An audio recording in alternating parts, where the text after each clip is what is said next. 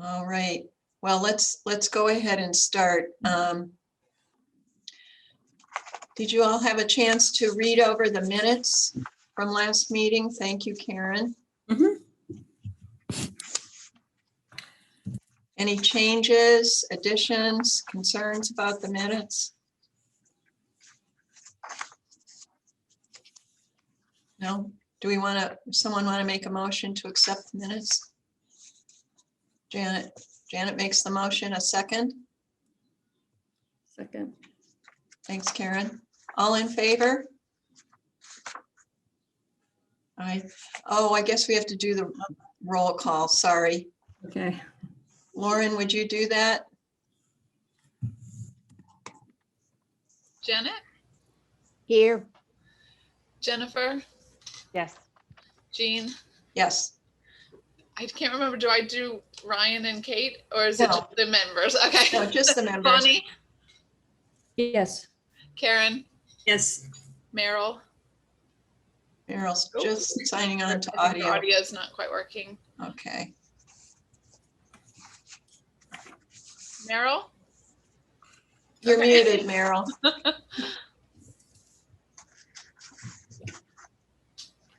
We're approving the minutes. I approve. Okay. All It right. looks like Mary Beth is coming on as well. Oh, yeah.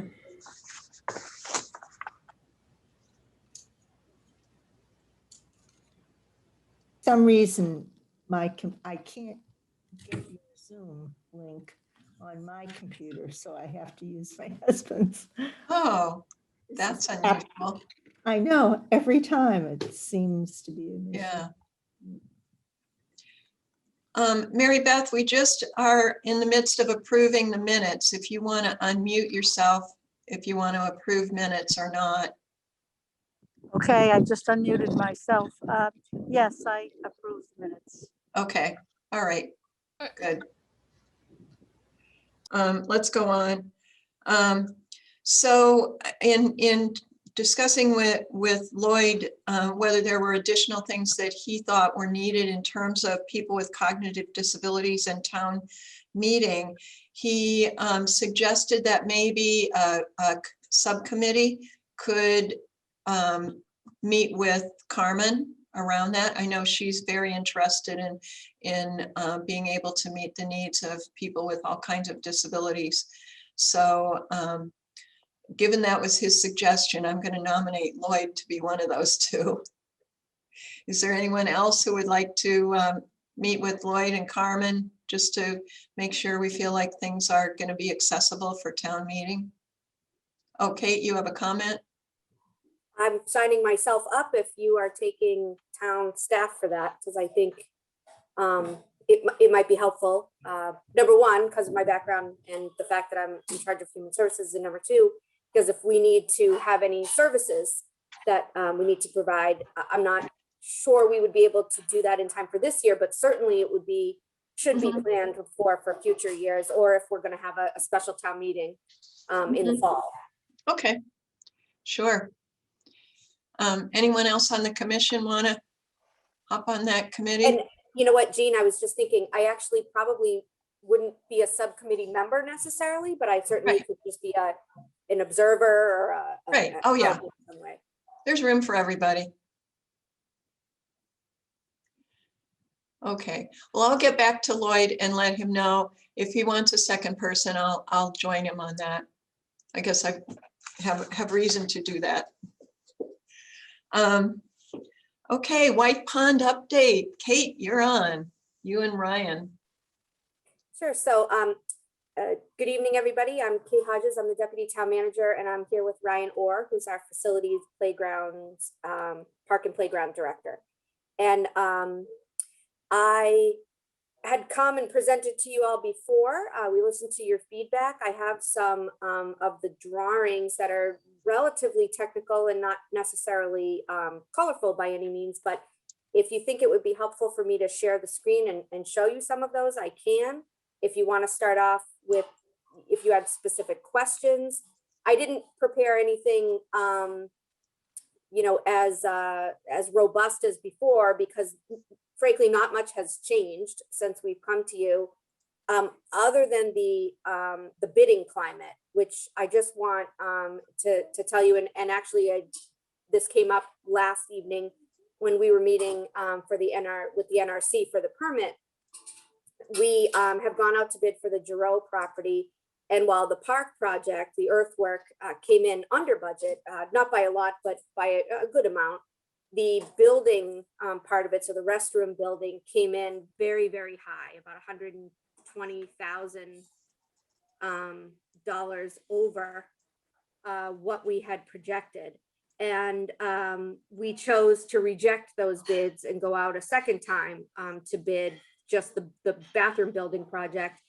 And we were pleased that one of the bidders came down about 100,000. But all things being equal, it was still about $70,000 more than what our cost estimates were. And part of that is just and I'm sure you've heard this from other places, the price of lumber and steel and other building materials has really gone up quite a bit because of the pandemic. And I think that we're seeing that in some of our projects. And so we're not sure how far we're going to get. We thought certainly in 2019, we would be able to get all of the ADA access pathways, ramps, railings, etc., and the parking areas either refurbished or complete, and that we would be able to do some of the strategic, if not all of the strategic plantings and the stormwater management.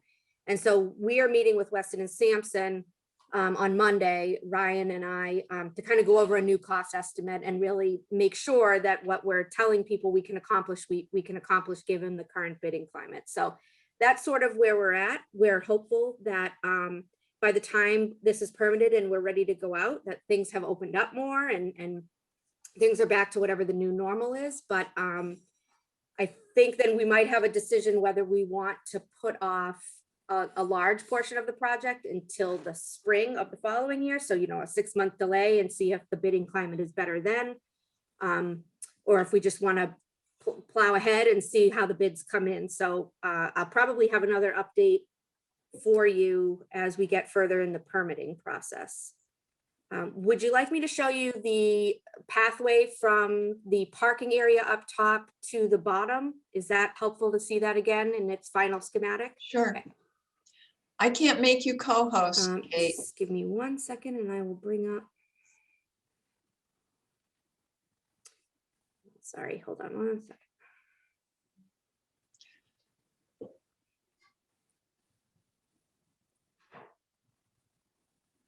Okay.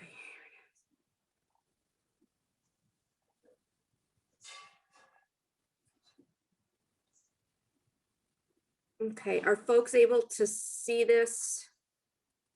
I can try to blow it up a bit more. Let me just get to the correct.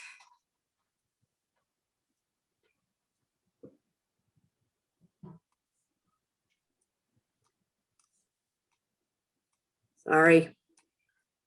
Here it is. So I can probably zoom in a little bit more.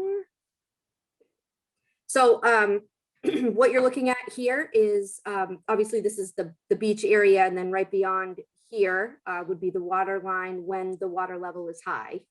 So it would be right around now in the springtime.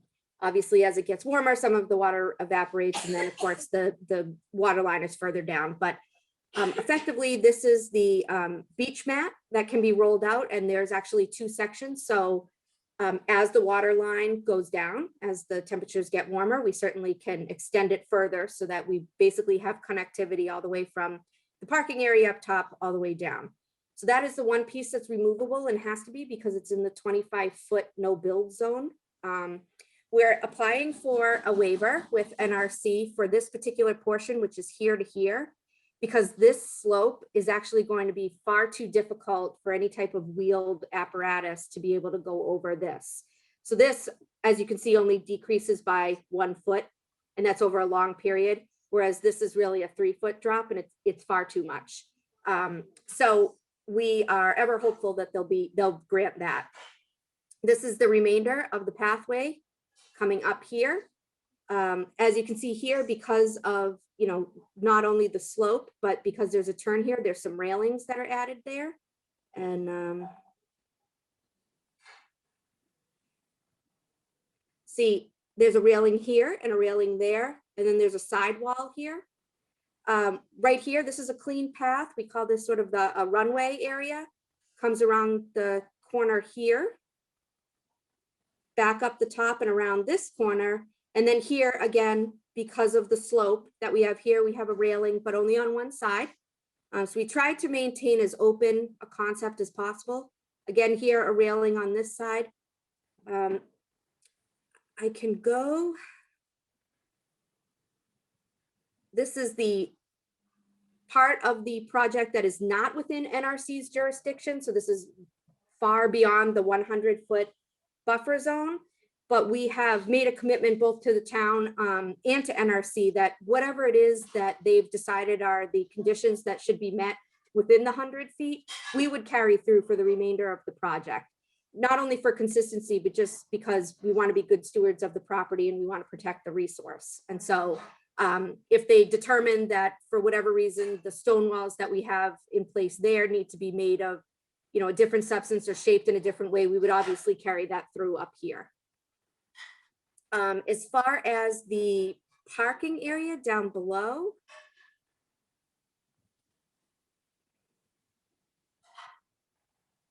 I'm not gonna lie, I am really happy to be getting back into what we can be in-person meetings, because when you go over things like this, it's very difficult because it's small. This is as far as it will let me zoom in, but this is the current boat launch area here. These spaces will remain. They can be used for anybody that's using the boat launch and anybody who, you know, needs to load and unload, but they don't count towards our count of what we need for accessible spaces. And so what we have here is a van accessible space, a regularly accessible ADA space, and then here we're going to have an emergency vehicle space. And we had talked about the need for this because if there was an emergency at the water's edge or even on the beach area, it's been very difficult for the fire department to get any type of apparatus down here. And so what they would do is back it up here and be able to use this ramp here for a stretcher or any other, you know, assisted mobility device. That type of emergency access also works well for ADA purposes. And we actually really took to heart what the commission had told us last time about this sort of being not exactly ideal in slope. And so I've asked Weston and Sampson to do a new artistic rendition. It's just not complete yet. And so I'll bring that back, but I know one of the things that I showed the last time had a bit of that had no ridge or no lip, and we've been able to deal with that. And it also has a small shuttleway that comes down here. So one of the things that you all had brought up before is that it's an awfully long way to travel if you're parked here to have any type of travel distance that you have to come here and then basically come all the way down. And so while that still is an option, we also have a ramping system that's here that'll come down to a kind of a switchback. And unfortunately, this is the only picture of that I have right now, because we still need to be granted a waiver to do any work within here because this is within the 50-foot buffer zone. And so before we went and did anything here as far as grades or any kind of design in earnest, we wanted to make sure that the NRC would entertain a waiver of this in this buffer zone. The other areas that I know that we talked about specifically at the last commission meeting were these pull-off areas, and I'm sure that we can call the rest areas or the pull-off areas. And if you recall, the last time we had sort of benches or something that was much closer to where the edges are of the pathway. And it was told, and rightfully so, you know, that's why we like to present to multiple boards to try to get all the perspective, is that, you know, geez, it would be nice if we had something that was a bit out of the way. And it would also be nice if we had something that, you know, you could do or that kids could do, or something that was some sort of entertainment. And so we've taken that into account. And so we've kind of made them more of it'll be a mulched surface underneath. This here is just existing stonework that'll also serve as rain garden areas, and it will be stormwater management here. And we have a few things that are in here that you can just see as lines. And essentially, we're talking about, natural play structures, things that you would see in a passive recreational environment, things that talk about the different horticulture and, the animal species that are in the area, maybe a log for a balance beam kind of thing, or some rock skippers or something of that nature. Nothing, no slides, no swings, nothing mechanic, just very natural. And hopefully, something that enhances the property, but isn't unsightly, and kind of speaks to just sort of the wooded environment that we're still trying to keep. So I'm going to stop, unless, is this helpful? Would you like me to keep this up for questions? Okay. Anyone have questions for Kate? So I'm happy to answer any questions or receive any additional feedback, anything that you think we're missing. Jennifer? Hi, Kate. Quick question. I totally understand the bidding environment. We're dealing with that in our professional life. So just so now that the town, so White Pond will be open this summer. It'll be open next summer. If you decide to do less, in other words, if you decide to only do like half the project now, half the project later because of the costs, what's access like to White Pond now? And is there a plan to maintain access in the event that the whole project doesn't get built as you have it in your schedule now?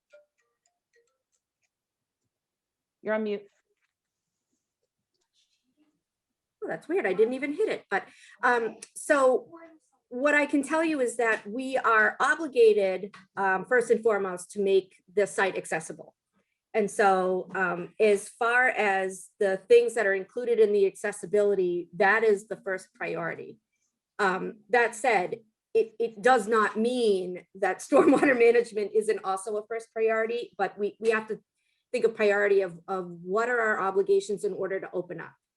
And although I think that there should be an obligation to be good stewards of the property, that isn't an obligation to have a public bathing beach. And so what I can tell you is, as far as the accessibility ramp down and the pull-off area that's down below with the 2 parking spots and the places to be able to maneuver from there and then get to the water's edge, those are the things that we would do first. The things that we may not be able to do is the number of pull-off areas or the number of rest areas. We might not be able to have them at the same magnitude. It could be that we have small areas that we just use temporary picnic benches or temporary benches that are not, in place, concrete benches. And then stormwater is actually in 2 separate phases on the plan. And, depending on the groups that you talk to, of course, everybody has a different interest. And so our hope would be that we would have enough money to be able to capture most of the runoff that's coming down from the hillside and be able to install that system there. And then the things that might have to be delayed would be the hillside rain gardens and some of the other things, because believe it or not, there's about $130,000 worth of plantings in here. And so, we're not obligated to do that. It certainly would help the stormwater system, but putting in that robust underground infiltration system is going to have a lot more bang for the buck than the $130,000 worth of planting. So we're kind of already thinking about what can we delay that still makes a concerted and real purposeful effort in both areas, which is accessibility and in the health of the facility. Karen?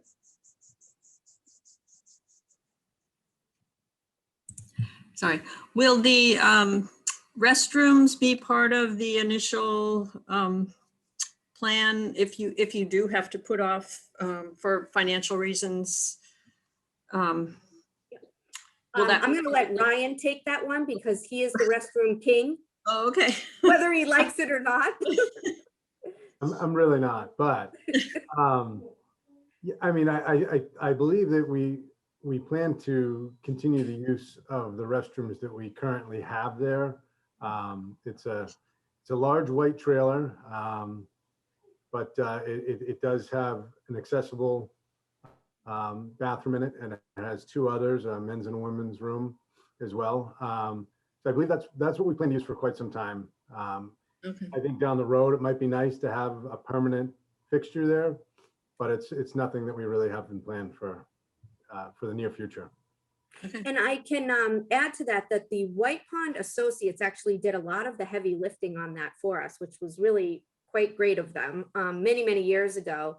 And they actually designed a system that, you know, at the time would have been permittable and is now not. But basically, what it did was it informed us that if we were to have bathrooms close to the beach side, we would have to have some type of mechanism to pump the waste up the hill and then have a holding tank there and then put it out into a leach field.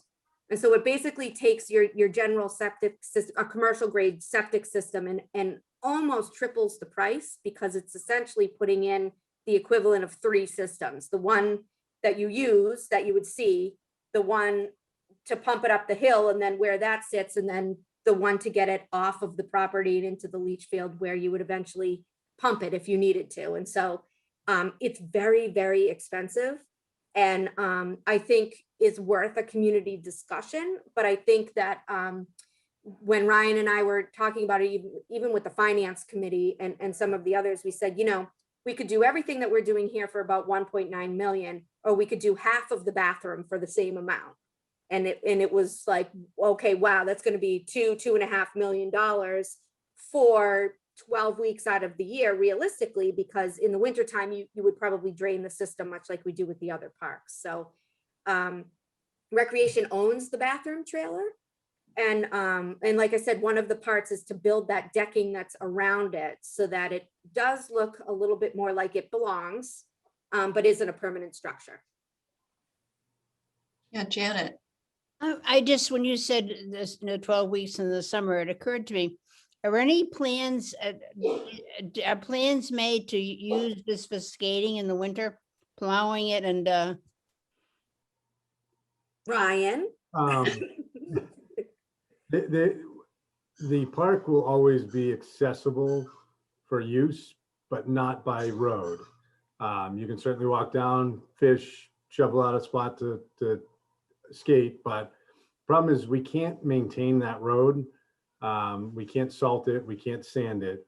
And what happens is if we were to plow it, it turns into an ice skating rink on the way down and we get vehicles stuck, and then it's just it's just a tough, it's just something we're not going to be able to do. But if we have a path like the one we're proposing, I would be more than willing to have that snow blowed throughout the winter so it's accessible to everyone to get up and down. Again, not a path that I'll be able to salt and sand, but I'm hopeful that with a low grade of 1 to 12, that it will still be accessible and not so slippery that you can't actually get up and down it. I assume that people skate on it now in the winter, do they? But yeah, They do, yeah. Mostly it's the folks from the neighborhood that skate Yeah. sort of at their backyards. That's not to say that people don't. We see a lot more fishing and ice fishing Mhm. than we do skating, and we're committed to leaving that there. And that's why we're also have a porta potty that we install and keep there during the non-swimming season. Mhm. That has helped with some of the behaviors that were happening prior to it being there. We won't discuss those. Okay. I had a quick question, quick or not, just something to throw into the mix here, is that so you're asking for permission from the Natural Resources Commission for the extended ramp to meet the water when it's low water, is that correct? We're asking for a small, so we don't have to ask them permission for the extended ramp because it's removable. So Okay. it's a mat, but there's a small section, it's about 8 feet, that's within the 25-foot no build that Right. connects the accessible path to what will be the beginning of that rollout mat. And So the my reason question- we can't use the rollout mat is because it's a 3-foot. Yeah. And so the rollout mat, obviously it gets sand on it. It doesn't have railings attached to it. And so it would be So unsafe. yeah, but my question really is, have you already told the Natural Resources Commission that you're going to honor their restrictions all the way through the property? Or can you sort of bargain and say, you know, we're going to do this for you. Can you do this for us? And I'm just wondering how that's working out, because I don't usually see them giving much if you've already given. You should have put her everything. on the team. You play hardball. We already committed to doing what they said. You know, I have to say, I would feel a different way if I didn't feel like they granted other things around White Pond within the 25-foot so that people could have equal and, you know, unfettered access. And I guess my best example of that is there was work that was done in the 25-foot over at Sachem's Cove, because they realized that people, you know, are going to that area and they're doing some hiking, but people want to get down to the water's edge. And so they were trying to provide a safe route of passage. And I think, and I can't speak for them, but I think that, you know, what we're proposing is appropriate and it's very low impact, and it really works to make sure that everybody can access it. And I suppose if they tell us Great, that we thank you. can't, I'm going to have you call them. Not me, not me. Okay, other questions? No, well, Kate and Ryan, thank you so much for coming tonight and filling us in on the current plans. And we'll be anxious to hear your updates once you know kind of where the project is going to go this year. Sure. And like I said, I can do, it can be as involved as Ryan and I coming back, or as simple as be sending, you know, that finalized other access point, and I can send that to you, Jean, and you can ask the commission what they want, but Okay, certainly we'll share that once it's finalized. okay, great. Thank you. Okay, great. Thank you. Thanks for your time, everyone. Good to see you. Nice to see you too. Okay, the next thing on the agenda is the funding process, but I'm going to ask Bonnie and Jennifer, would you mind if we move the Bruce Freeman Rail Trail discussion up so that the visitors who've come to talk about that can do that now, and then we can finish our business? Yeah, I just think that we might want to have some kind of time limits or some kind of just attention pulled in so that we get, if we're closing at approximately 6:30, that we at least at 6:15 we start possibly. Yeah. Would that be possible? I think that's certainly possible. So I think Barbara Pike, you brought some concerns to Merrill. And you're muted, Barbara. And you are too, Merrill. I've let Merrill speak to that. Okay. Barbara was nice enough to take me on a walk and and show me big problem with the parking at the bridge near, I don't know how to describe where it is, but it's I can share my screen and show those pictures. yeah, if you could, please, I'd appreciate that. Are you talking about the bridge at Neshoba Brook, Merrill? Yes, the bridge at Neshoba Brook. As you can see, the people who paved it put up a curbing which would prevent any person with wheels to be able to access the trail. So we need to request from W or I'm not quite sure who, but that be removed and made into.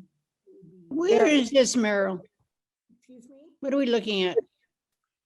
This is the parking area. Do you want me to describe it, Merrill? Yes, could you do a better job, Barbara? Well, what you're looking at on the far left is the travel lane for the Bruce Freeman Rail Trail. Oh, okay. And then straight ahead is a widened area. You can see some benches. It has some of the remaining rails. And the railing there, if you look over that railing, that's Neshoba Brook. But where is it? Where in Concord is it? When you go to the West Concord commuter parking lot, and you go toward the end and you're going along and Concord Park, assisted living is on your right. And then you just continue a little bit further to the end of the parking lot. Do you have that, or do you want, I mean, Sort of. okay. Well, the Concord Park is the big yellow building in West Concord that's assisted living. Oh, yeah. Mhm. And so basically, if you, it's off to the right and back a little bit from this Okay. picture. Okay. And the car that's Meryl's car, that car is parked in the handicap parking space. And so I think Meryl's point is that if you are getting your assisted device out, that you cannot enter the rail trail from there because of the curb. Because of the So curb. what Meryl and others would do is that you would actually go back to the end of the little parking area, and then you would just do a U-turn. What would you say, Meryl? Is it like 30 yards? I would say so, yeah. Basically, there's no direct access. You have to turn around, and you know, if cars are coming and going in the parking lot, which they were not when we were there. And if you have a motorized device like Meryl, but if we did come across a woman who was in a wheelchair. And so, you know, if you're pushing that thing around, you probably don't want to go 30 yards out of your way to then do a U-turn just to get on the rail trail when there's access right there. So I don't know the purpose of the curb, unless it's, you know, to keep cars who are in the parking lot from going there. I think So- it's, quite honestly, it's just a blatant mistake by anybody who is. Well, it's possible that there was a reason, and that whatever that reason would be, could be mitigated in some way that would not prevent handicap access. Mhm. Like, you know, a sign, no motorized vehicles, or, you know, something that would keep people who were driving to the end of the parking lot from thinking that they can just continue on. Just a no cars sign. Something like that, yeah. So anyway, that's the situation, and Meryl's picture shows it perfectly. So who do we? Jean, can I jump in for a sec here? I don't think it's really helpful to sit around and guess at why it is the way that it is. I think I'm not sure what is the plan of action, because there is asphalt on the back side of that curb. So, and so it looks like it's supposed to be connected.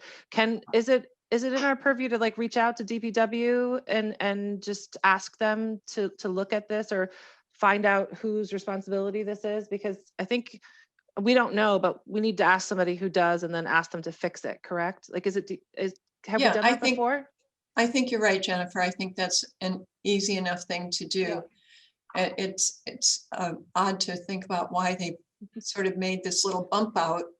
Is that a place to push snow, or who knows? Well, the bump out is just a resting place, a place, because you can look right over the bridge into the brook. It's really a very pretty place. Yeah, I'm really referring to this little bump out in the parking area. But at any rate, I'm happy to go to DPW on behalf of the commission and have a discussion with them about this, and see if they can just fix this so that it makes the rail trail accessible for people. Right. I also, excuse me, go ahead, Jennifer.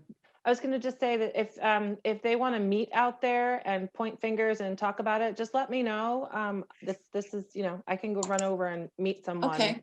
If that's necessary. It's really not a hard thing to fix. It's just understanding what the logic was, if there was any, and then just getting it done. Right. Okay. Thank you, Jennifer.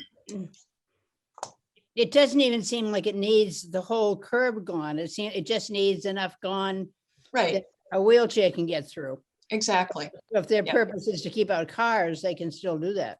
right. Yeah. Okay. So that's the one issue. Then the other issue was about the use of motorized mobility assistance on the rail trail. Barbara, I think you sent something about that as well. Well, I'm a board member of the Friends of the Bruce Freeman Rail Trail, and we frequently get all kinds of questions and comments. And so somebody had emailed us, and I don't know what the 5 letters were. I forget what they are, but basically it means something that wasn't initially built for handicap accessibility, but can be used as such as a Segway or a golf cart. And this person was asking if these devices were allowed on the rail trail. And I then sent that inquiry to Kate. And she asked around and nobody seemed to know, so she threw it to you. Yeah, so the quote that I saw had to do with a statement that was made by the Healing Garden that they were not going to allow any kind of motorized mobility assistance devices on their pathways. But I think a pathway at the Healing Garden is a whole lot different than an asphalt rail trail. Yeah, the concern is that something like a golf cart, which is 4 feet wide, Mhm. and the travel lane is 5 feet wide.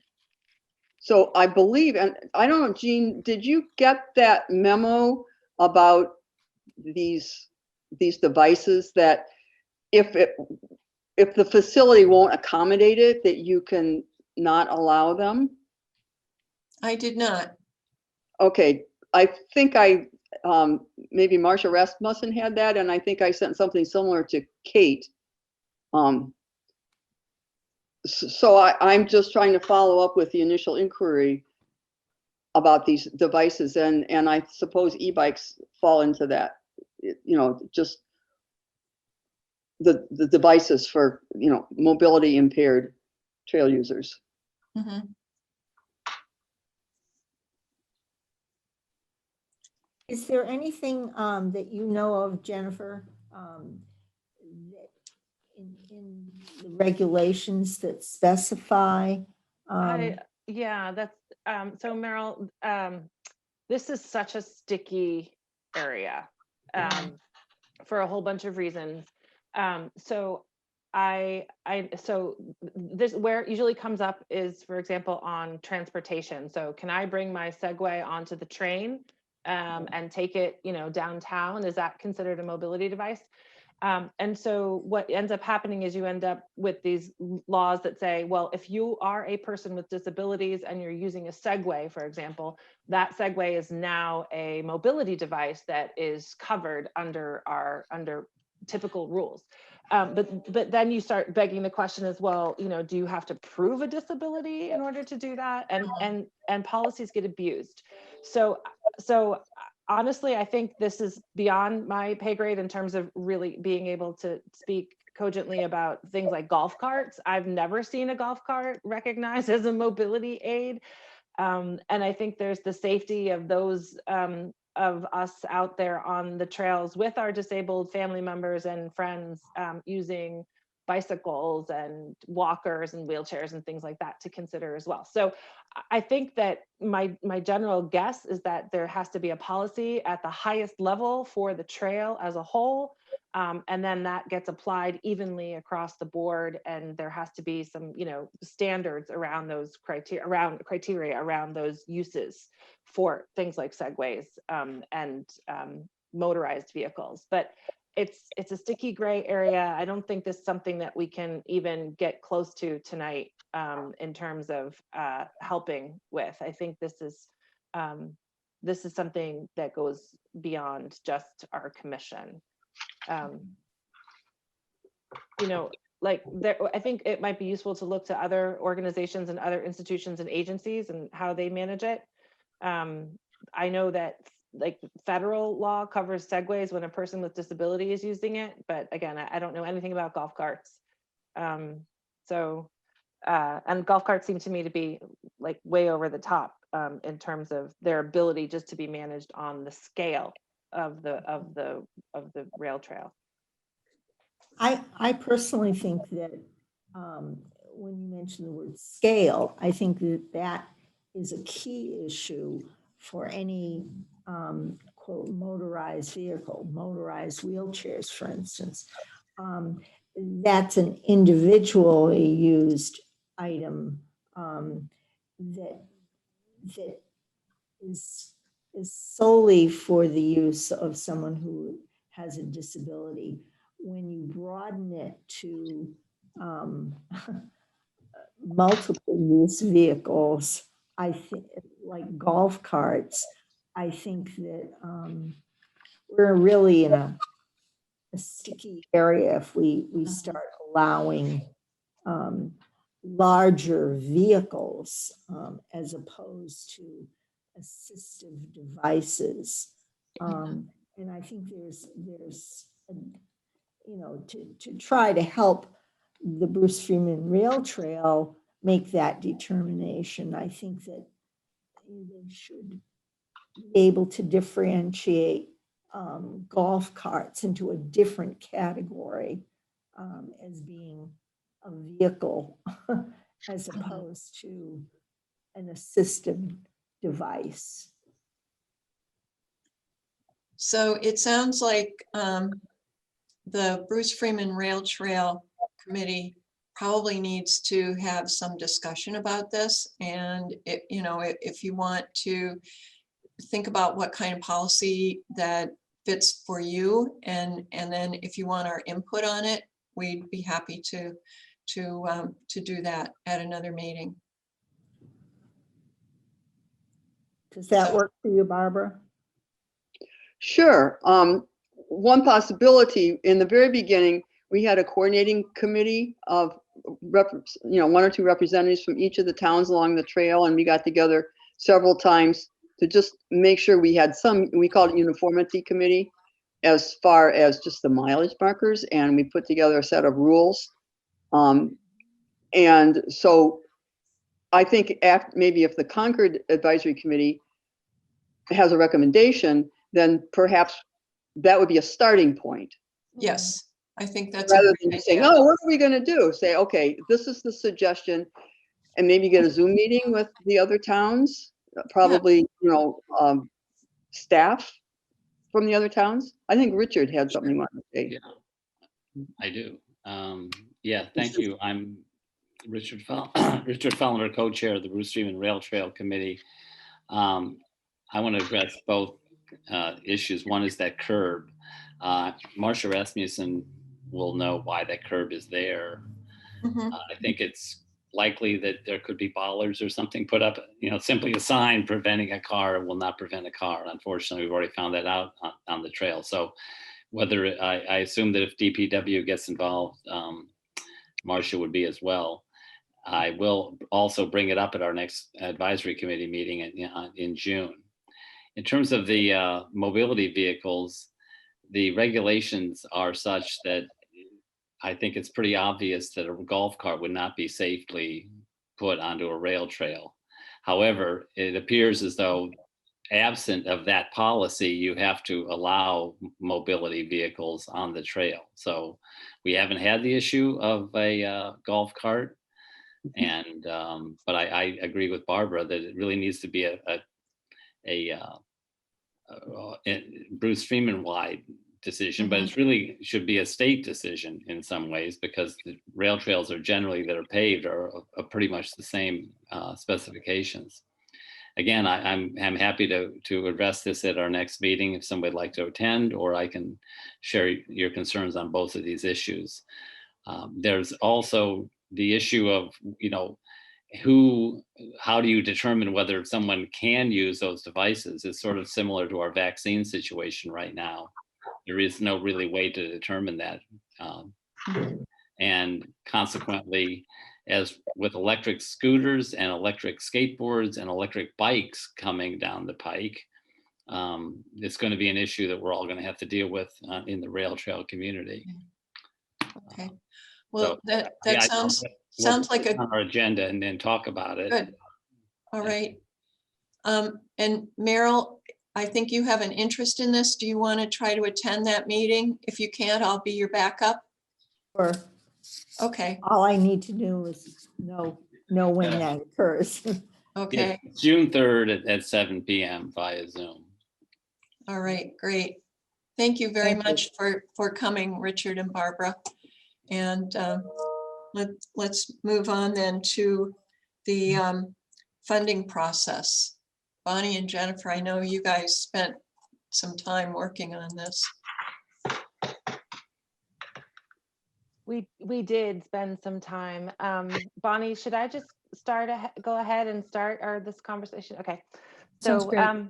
okay, good. So very briefly, everyone, we are not going to present the final product tonight. Bonnie and I have been back and forth several times on this. And as we started digging in, we started to realize that there are some larger questions that our commission needs to address. And we are at a point, Bonnie and I are at a point where it would be really helpful to get a green light on a couple of the issues that we're running up against, and that at a future meeting, hopefully next month, we can present a final document for everyone to review.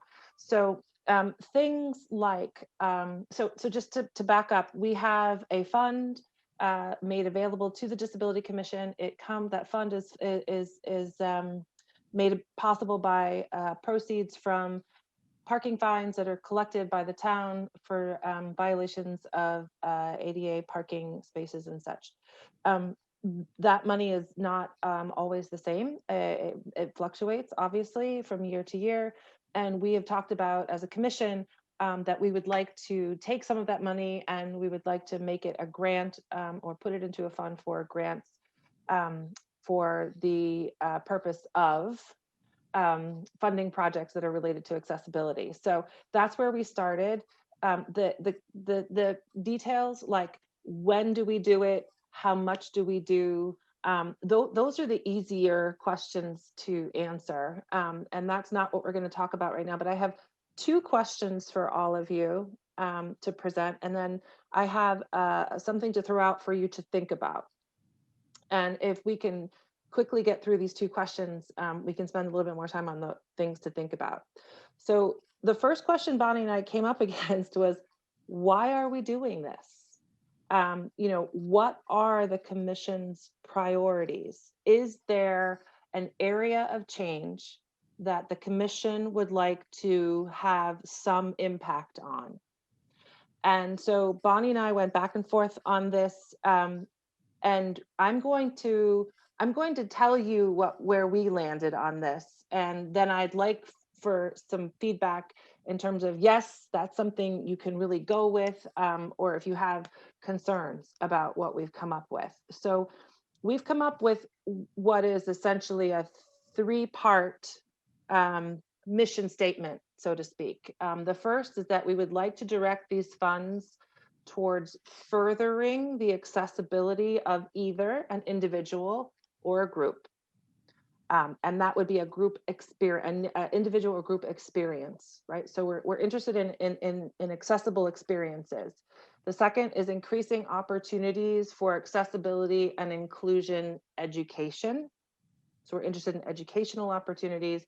And then the third is meeting what we're calling like above the line accessibility and inclusion needs. So it's needs.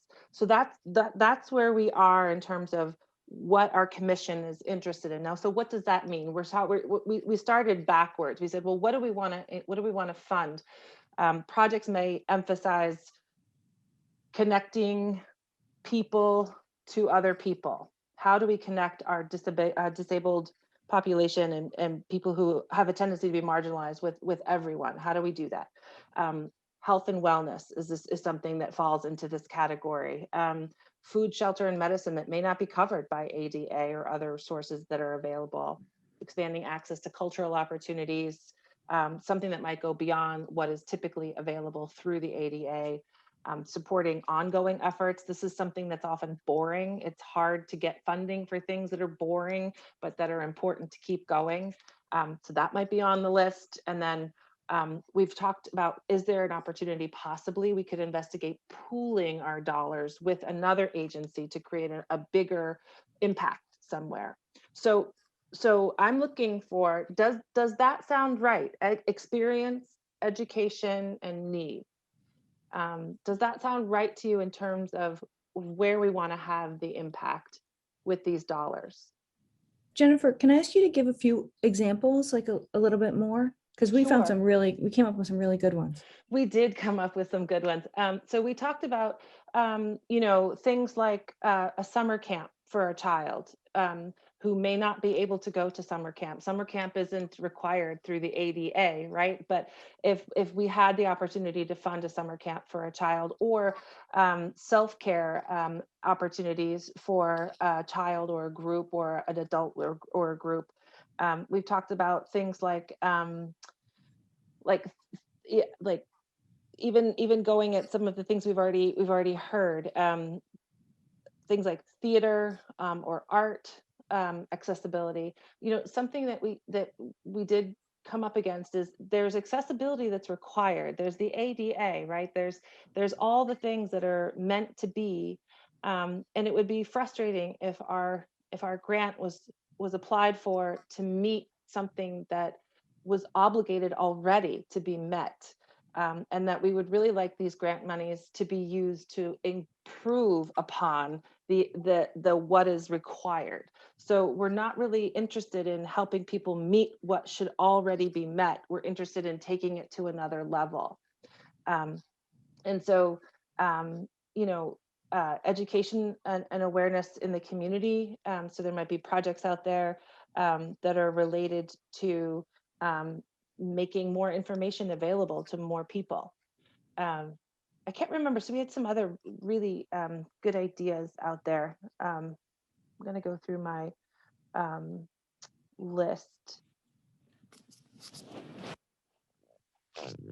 One thing that has come up in the past in terms of educational opportunities, we still don't have a pamphlet describing the commission, and we don't have materials to give to people. And to me, it wouldn't be, I don't know, but the printing costs or mailing costs are something that we would need to absorb, I think. If I don't know if the town has a budget for us, but there are potential needs of the committee as well, not just requests from outside. And It's really interesting, Meryl. Yeah, I hear you. We have to kind of look and see if there might be some way to use the resources of the town for design or for printing, and even Right. for displaying. Absolutely. Yeah. For instance, I see a great need for more PR and some creative ways of getting the word out to people. Meryl, one of the things that we've been talking about, and I'm going to jump kind of off of our track a little bit, is that we think that this grant application is a great PR tool, great education tool. And part of what we were thinking about doing is if we all agree that possibly an annual schedule will work, then we have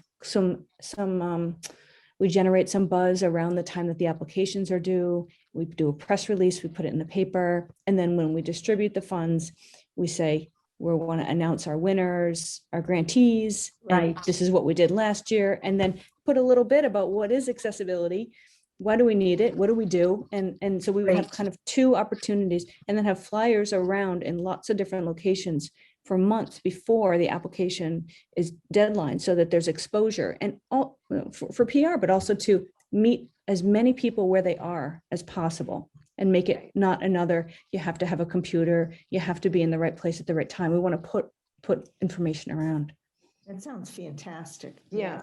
Yes, It yes. really does. And Bonnie and I had said, maybe there's public, like once a year, we write or a newspaper article about the person who, or the group that has won the award. So yeah, I'm really excited about the idea that this has the potential to have embedded in it a whole lot of PR. Janet and Mary Beth, I think you have your hand up as well. Still?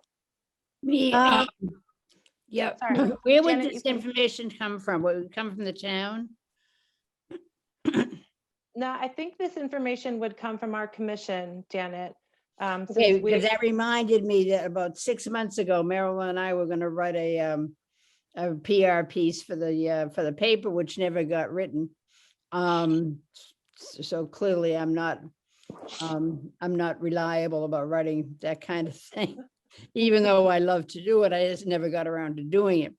But you have so many ideas about it. I'd like to give it back to you and say, go for it. And don't rely on me for doing it, because clearly I didn't get it done.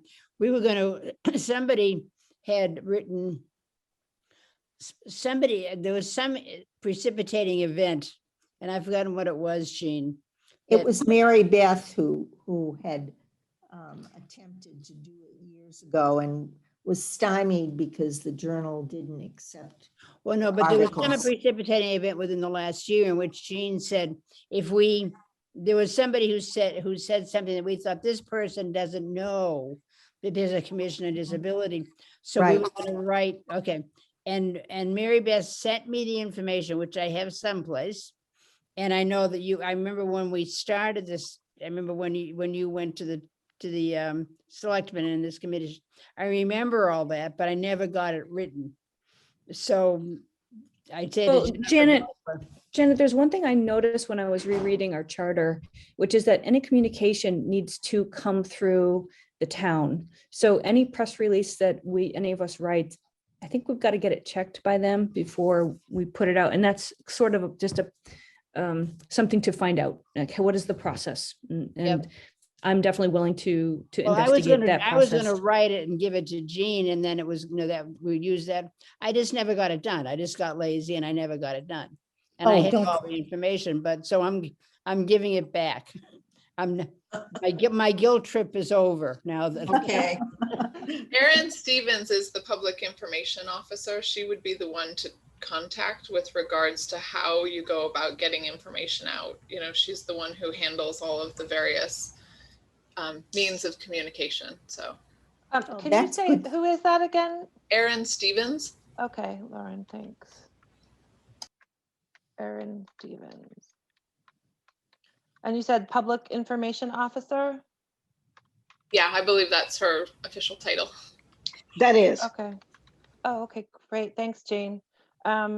So the good news is that if we've reached out to Lori Hunter a little bit to find out if there was any other competing deadlines and that sort of thing with regards to our cycle and how this works. And she gave us some pretty good information. And she said, you might want to be off cycle. In other words, Community Chest does their awards at one time of the year. Maybe you should think about doing it at the opposite time of the year. And that leaves us somewhere around June, July for the award, which would push us back to about February or March for the applications to be submitted. So what I was going to say, and if you go back again for when we tell everyone about the award, you're going to go back even further. So that's like September. So Janet, we won't have to wait too much longer. If Bonnie and I can get this pulled together and we get some approval from the commission in the next month or two, our first broadcast of the grant would be sometime in September, at which time we can write that article and get something out there into the public realm about the program. Who's we? just a point of info, the Community Chest gives their awards in June, Gives their awards in June. right? Yeah, I thought we were looking for dispersal in late August, Jennifer. But Oh, our grant winners are notified in June. Sorry, Okay. that's my fault. Bonnie's right. Bonnie's totally right. Yeah, it's been a long day. we'll double check that, Jean. Yeah, Yeah, I know their award ceremony is like the first week of June. We were notified last week about at Minuteman, what our grant would be. right. So we'll go back and look at that. Yeah. And so thank you. Yeah, sorry, I have it notified in June, dispersed in August, just like Bonnie said. Oh, So that perfect. so that things could be planned for the fall and spring. So anyway, we'll that'll all be detailed out. And the we is Bonnie and I, Janet. That's who's got this. At least we'll get this kicked off.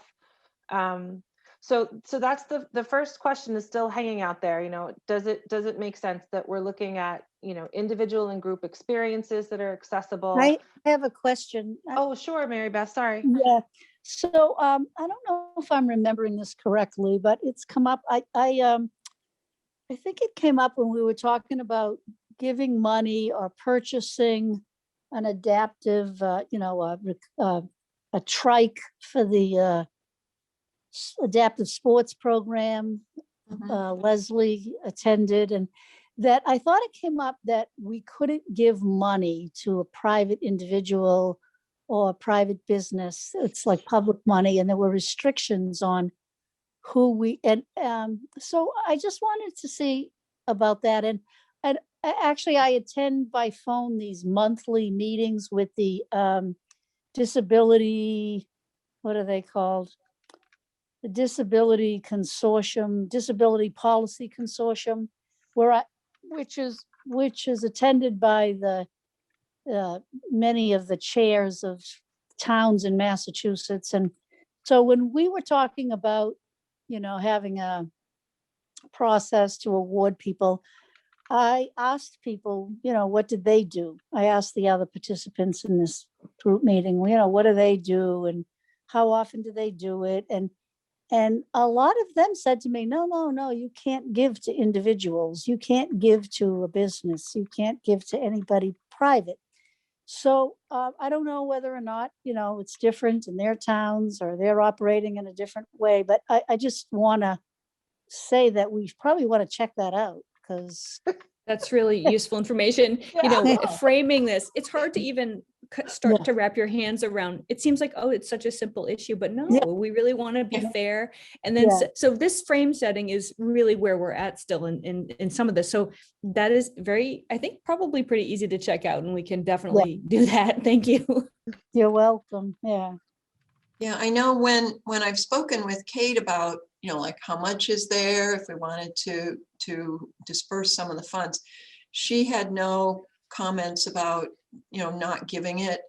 I have never spoken with Stephen about it, but I did have a couple of conversations a while ago with Chris Whalen.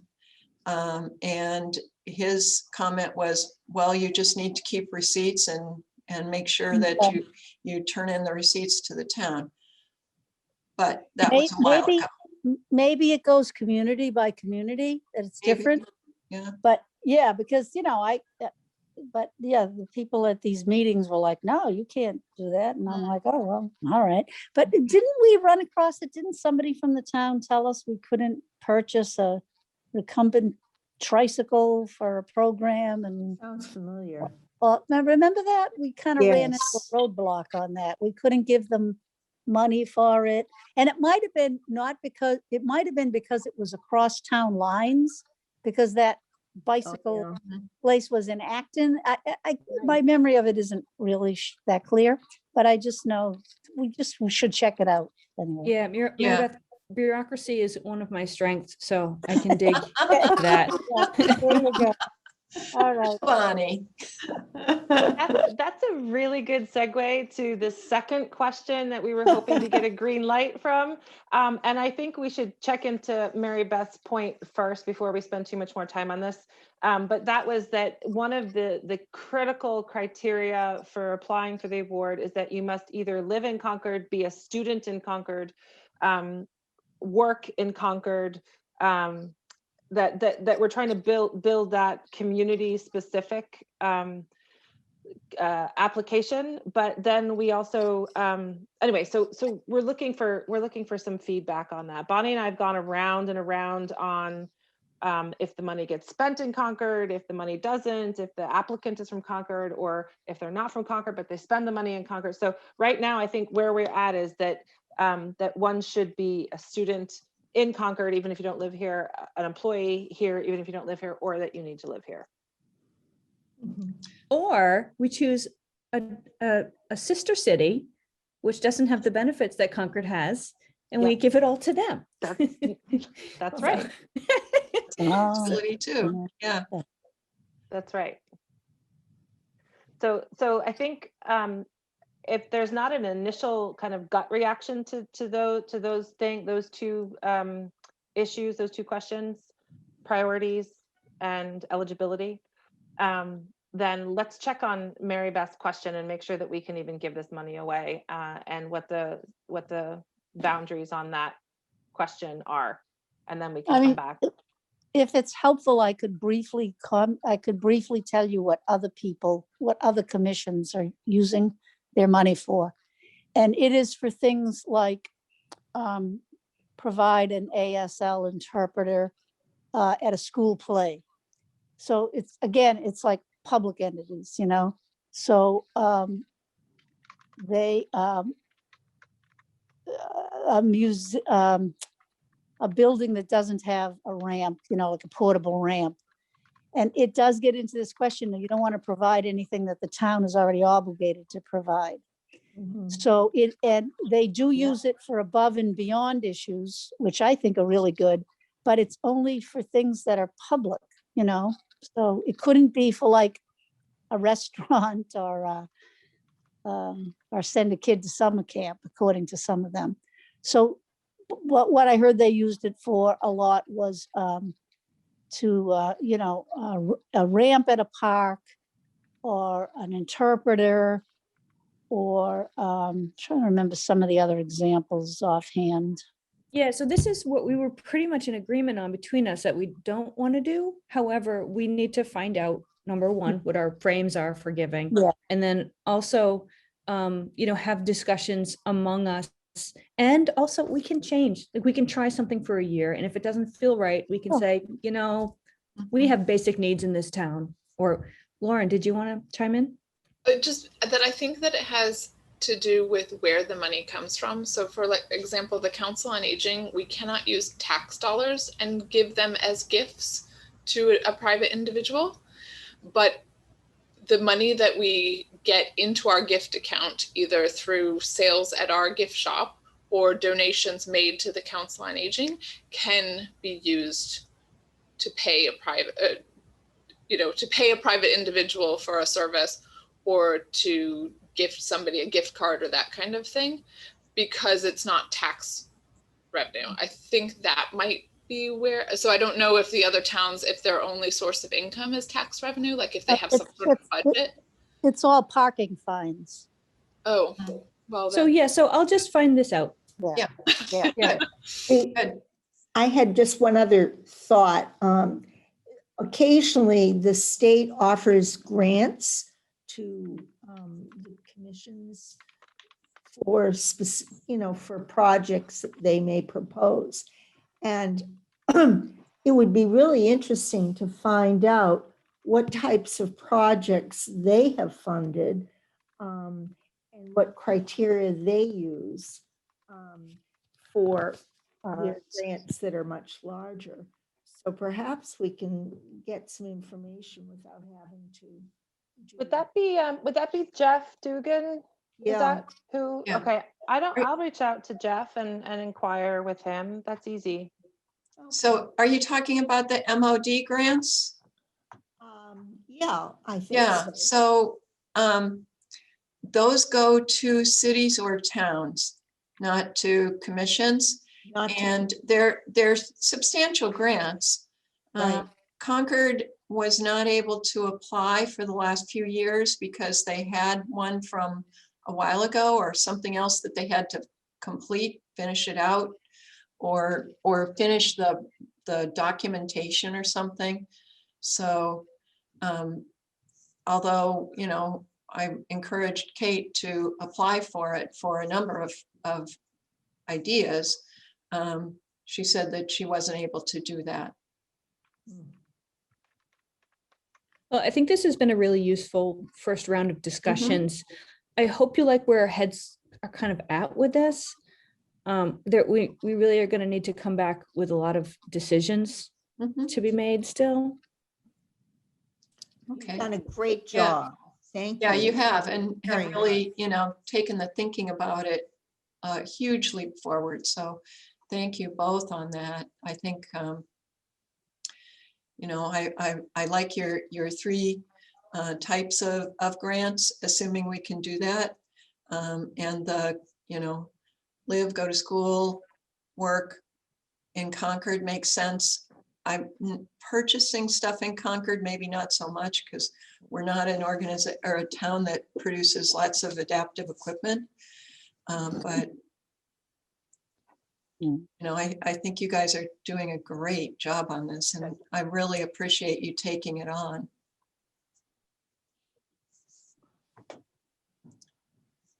So, I I'm think we gonna all need to leave, appreciate it. actually. yeah. Any last comments, last questions? And you can Okay, email us. You can email us both too if you have individual things you really want us to bring to the table of this project. okay. And our next regular meeting would be on June 10th.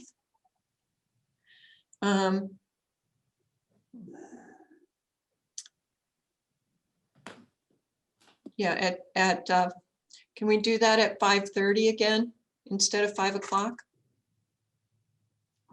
Okay, Okay.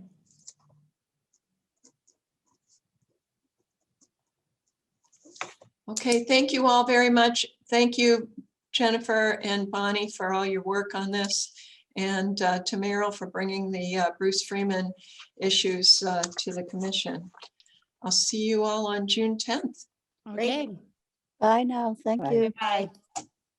And thank you, Lauren, for coming to take minutes. All right, thank you. Bye-bye. Bye. Bye.